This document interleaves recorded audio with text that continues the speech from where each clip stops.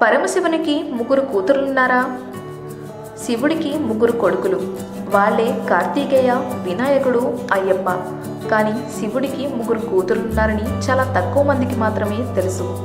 అసలు శివుడికి కూతురులున్నారనే విషయాన్ని ఎందుకు ఎక్కడా ఎక్కువ ప్రస్తావించలేదు? శివుడి కొడుకులు ఫేమస్ అయినంత కూతుర్లు ఎందుకు కాలేదు? శివుడి ముగ్గురు కూతుర్లను కొడుకులను పూజించినట్లు ఎందుకు పూజించడం లేదు? అయితే ఇండియాలోని కొన్ని ప్రాంతాలలో మాత్రం ఇప్పటికీ శివుడి కూతుర్లను పూజిస్తారు. శివపురాణంలోని రుద్ర సంహితలో శివుడి కూతుర్ల గురించి ప్రస్తావిస్తారు. అసలు వాళ్ళు ఎలా జన్మించారు, ఎప్పుడు పుట్టారు వంటి ఆసక్తికర విషయాల గురించి ఇప్పుడు మనం తెలుసుకుందాం. కానీ అంతకంటే ముందు మా ఛానల్ని సబ్స్క్రైబ్ చేయడం మాత్రం మర్చిపోకండి. శివుడికి అశోక సుందరి, జ్యోతి, మానస అనే ముగ్గురు కూతుర్లున్నారు. మానసనే వాసుకి అని కూడా పిలుస్తారు. అశోక సుందరి పార్వతీదేవి ఒంటరితనాన్ని తగ్గించుకోవడం కోసం అశోక సుందరిని సృష్టించింది. పద్మపురాణంలో అశోక సుందరి జన్మరహస్యాన్ని పూర్తిగా వివరించారు. అశోక అంటే పార్వతీదేవి శోకం, బాధను తొలగించడమని, సుందరం అంటే అందమైన అని అర్థం.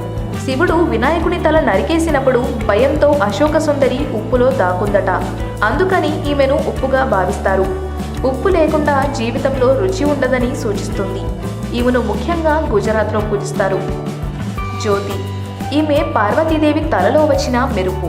శివుడి తలలో ఉన్న నెలవంక నుంచి ఉద్భవించిందని కథలు చెబుతున్నాయి.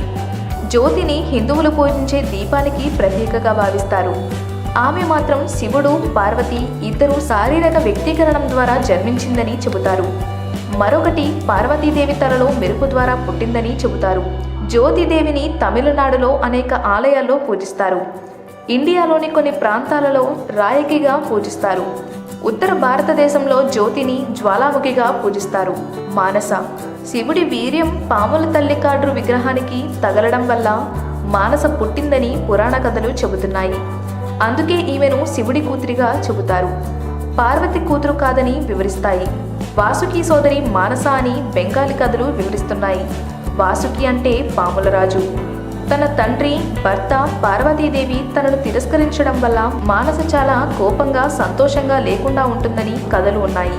మానసను బెంగాల్లో చాలా ఎక్కువగా పూజిస్తారు. ఈమెను ఎక్కువగా వర్షాకాలంలో పూజిస్తారు.